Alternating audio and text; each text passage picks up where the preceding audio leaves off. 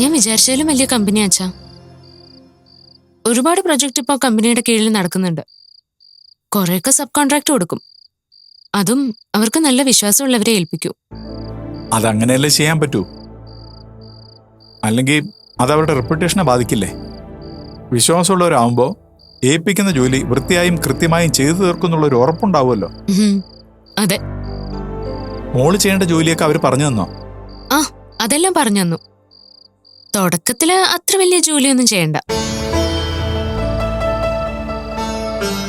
പല പ്രോജക്റ്റുകളിലേക്കും അയക്കേണ്ട ജോലിക്കാരുടെ ലിസ്റ്റ് തയ്യാറാക്കലും അവരുടെ സാലറി, അക്കോമഡേഷൻ, അത്തരം കാര്യങ്ങളൊക്കെ സെറ്റ് ചെയ്യലൊക്കെ ആദ്യം. മോള് HR എക്സിക്യൂട്ടീവ് അല്ലേ? അപ്പോ HR മാനേജേഴ്സ് ഒക്കെ ഉണ്ടാവുമല്ലോ. ഇവിടുത്തെ ഓഫീസില് HR ഡിപ്പാർട്ട്മെന്റിലെ ആരുമില്ല.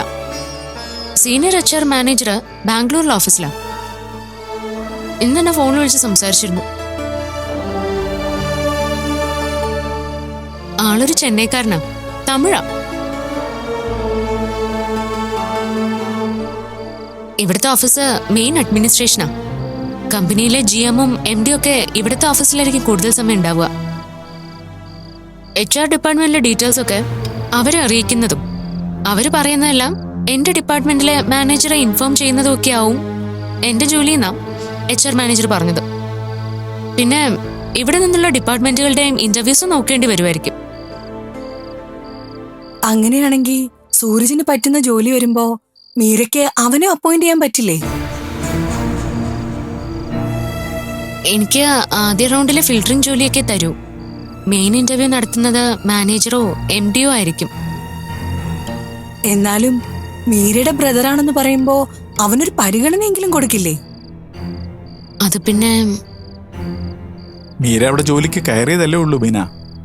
അതിനു മുമ്പ് എങ്ങനെയാ ബ്രദറിനെ ജോലിക്ക് എടുക്കണമെന്ന് പറയുന്നത്?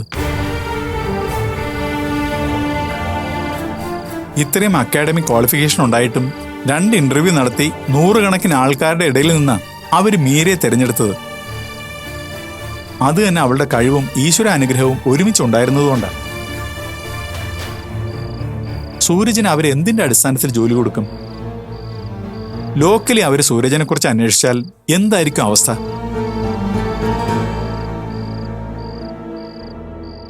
ഞാൻ ബീനയെ വിഷമിപ്പിക്കാൻ പറഞ്ഞതല്ല. ആദ്യം നമ്മളൊരു കാര്യം ആവശ്യപ്പെടുമ്പോൾ അയാൾ അതിന് അർഹനാണോ എന്ന് സ്വയം നമ്മളൊന്ന് ചോദിച്ചു നോക്കണം. എന്നിട്ട് അതിന് അർഹതയുണ്ടെങ്കിലേ നമ്മൾ ആ കാര്യം ആവശ്യപ്പെടാവൂ. അവനൊരു കരപറ്റി കാണണമെന്ന് ഞാൻ ആഗ്രഹിക്കുന്നത് തെറ്റാണോ ഹരിയേട്ടാ? മീരേക്കാൾ മൂത്തതല്ലേ സൂരജ്? അവന്റെ ഭാവിയെക്കുറിച്ച് എനിക്ക് ആശങ്കയുണ്ടാവില്ലേ? ഭാവിയെക്കുറിച്ച് അങ്ങനെ ഒരു ആശങ്കയും ചിന്തയും ആദ്യം ഉണ്ടാവേണ്ടത് സൂരജിനാണ്. ദേ, സമയം ഇപ്പൊ എത്രയായി? ഈ നേരം വരെ വീട്ടിൽ തിരിച്ചെത്താനുള്ള ഉത്തരവാദിത്വം സൂരജിനുണ്ടോ? അന്ന് പോലീസ് കേസ് ഉണ്ടാവുന്നതിന് മുമ്പ് ഞാൻ പറഞ്ഞതാ സൂരജിന്റെ പോക്ക് ശരിയല്ല, നിയന്ത്രിക്കണമെന്ന്. അന്ന് ബീന പറഞ്ഞത് അവൻ കമ്പൈൻ സ്റ്റഡിക്ക് പോയിരിക്കുന്നെന്നാ. അവന്റെ കമ്പൈൻ സ്റ്റഡി എന്താണെന്ന് ശരിക്ക് ബോധ്യമായില്ലേ? ഇത്രയൊക്കെ ആയിട്ടും അവന്റെ കറക്കത്തിനോ അഹമ്മദിക്കോ എന്തെങ്കിലും കുറവുണ്ടോ? ഞാൻ അവനോട് എല്ലാം പറഞ്ഞു മനസ്സിലാക്കി കൊടുത്തിട്ടുണ്ട് ഹരിയേട്ടാ. നന്നായി. അതെല്ലാം ശരിക്കും മനസ്സിലായതുകൊണ്ടാവും ഇപ്പോഴും സൂരജ് വീട്ടിൽ കയറാതെ പുറത്ത് കറങ്ങി നടക്കുന്നത്. അല്ല, ഇതിപ്പോ അവൻ ശരിക്കും കമ്പൈൻ സ്റ്റഡിക്ക് പോയതായിരിക്കും. ഇനി സൂരജിനെ കമ്പൈൻ സ്റ്റഡി പോലീസ് പിടിച്ചാൽ ജയിലിൽ പോകേ വഴിയുള്ളൂ. അന്ന് സഹായിച്ചവരെ ഒന്നും ഇനി ഈ പേരും പറഞ്ഞ് വിളിക്കാൻ എനിക്കോ മനോജിനോ സാധിക്കില്ല. അത് ഓർമ്മിച്ചാൽ കൊള്ളാം.